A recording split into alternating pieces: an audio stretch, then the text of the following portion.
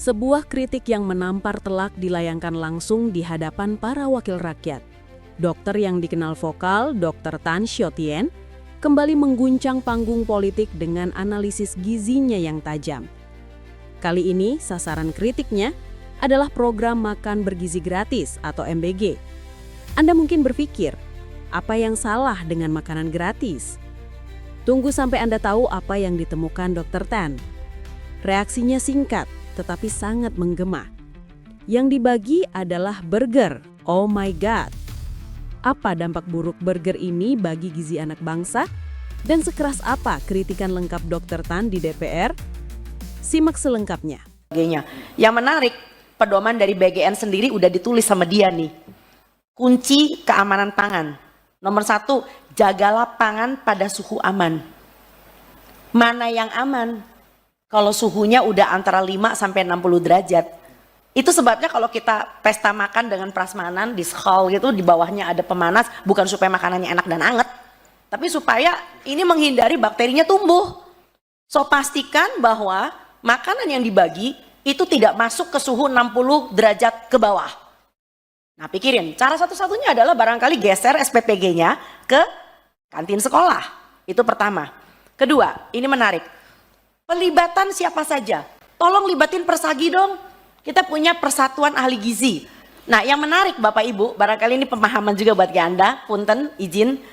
Ahli Gizi Indonesia tuh banyak sekali reno-renone. Nek wong Jawa ngerti reno-renone apa? Jadi ada yang namanya ahli gizi yang berasal dari teknologi pangan. Kalau ahli gizi dari Tekpang, wah nggak heran dibelain itu semua kemasan. Karena yang penting hitungan kalori. Mereka adalah penghamba UPF. Nah, libatkan juga TPG, tenaga pelaksana gizi. Mereka adalah orang yang paling tahu di lapangan, ya, kader. Nah, kenapa kelihatannya kader Posyandu TPG nggak dilibatkan? Karena BGN udah tahu pasti bakal dikuyo-kuyo. Karena apa? Iki panganan opo iki, ya kan? Lowong susu isinya susu isinya gula tok itu ya, pasti dikuyo-kuyo. Ya jelas mereka nggak dilibatkan daripada merugikan, ya kan? Kontraproduktif. Nah, bicara tadi Bu Neti mengatakan list SPPG yang bagus dan tidak bagus. Bu, sulit Bu, karena mereka tidak terbuka. Kita jangan tahu. Nah, yang saya tahu yang bagus Anda boleh follow ya. Itu yang namanya SPPG Bener Purworejo. Bener Purworejo tuh oke banget. Karena ya dia suka nanya sama saya. Tapi mereka juga kejebak akhirnya. Kenapa? Karena ketika di menu kering, mereka kejebak dengan Promina. Mereka kejebak dengan susu ibu hamil. Sampai ada warga yang nanya ke saya, Dok, saya punya 1 lemari loh. Karena saya kalau minum susu ibu hamil kayak muntah. Itu kalau dihitung tuh berapa juta itu. Nah, yang menarik adalah selalu pertanyaan Bapak Presiden kepada Pak BGN, Kepala BGN adalah, udah berapa banyak dapurnya? Udah berapa banyak orang yang terima? Dia nggak tahu bahwa yang terima itu ada juga yang kejet-kejet gitu loh ya. Nah, berikutnya lagi adalah kita harus merevisi panduan. Kalau panduan BGN masih tertulis ada makanan kering, ada susu formula lanjutan, yang nggak heran SPPG menyediakan itu. Ya, sampai ada ketua tim menggerak PKK, salah satu ibu camat dan ibu bupati yang kenal baik sama saya, itu mengatakan, Dok gimana Dok? Saya ibu bupati, tapi kalau aku nggak ngikutin, aku dikuyok-kuyok nanti ini. Karena panduan BGN kayak gitu. Lah panduannya mesti direvisi. Nah, bicara tentang pentahelix, untuk mengungkit, untuk mengubah cermin malnutrisi di Indonesia. Kita kenal yang namanya pemerintah, kita kenal yang namanya masyarakat, kita kenal yang namanya media, kita kenal yang namanya akademisi dan pakar. Akademisi nggak didengar Pak, masuk kuping kiri keluar kuping kanan, kalian aja nggak didengar kan sebagai perwakilan rakyat. Nah yang kelima, pelaku usaha. Wah iki gonge gitu. Nah si pelaku usaha sebetulnya bisa kita libatkan, jangan salah. Saya main nama pelaku usaha, tapi tolong BGN atau MBG jangan dijadikan etalase jualannya dia. Enak aja, mentang-mentang harga diskon, dikasih susu ibu hamil, susu formula lanjutan. Kalau dia mau terlibat, sediain itu dapur yang benar di kantin sekolah. Sediain itu mobil dengan berpemanas. Sehingga anak-anak ketika menerima makanan, itu masih 75 derajat Celcius. Tidak mendidih tapi masih bagus. Ya, coba Anda cek di belahan dunia sebelah mana, food tray itu disusun, diikat nganggo tali rafia gitu. Mesano itu kasih Indonesia itu loh. Ya, jadi Anda lihat bahkan di India aja mereka membagi langsung di dapur makanan basah, makanan yang keluar dari panci. Oke, and then ada satu lagi. Ada anak yang sebetulnya punya kebiasaan sarapan Bapak Ibu. Tapi gara-gara ada MBG, dia jadi nggak sarapan. Karena apa? Takut dimarahin sama gurunya karena makannya nggak habis. So jangan melihat dari satu sisi anak yang tidak sarapan loh. Ada anak yang kebiasaannya bagus udah sarapan, malah jadi nggak jadi sarapan. Dan yang berikutnya lagi adalah pikirkan tenaga SPPG yang sudah direkrut.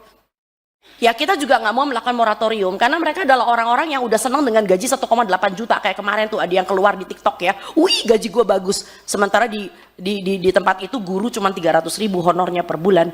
So saya tidak mau juga posyandu keseret.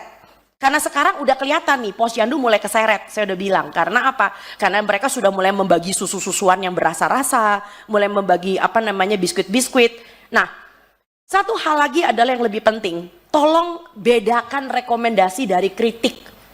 Saya pengen pemerintah kita itu dengar ini rekomendasi karena kita semua sayang bangsa ini. Kita cinta bangsa Indonesia apapun warna kulit kita, apapun bentuk mata kita.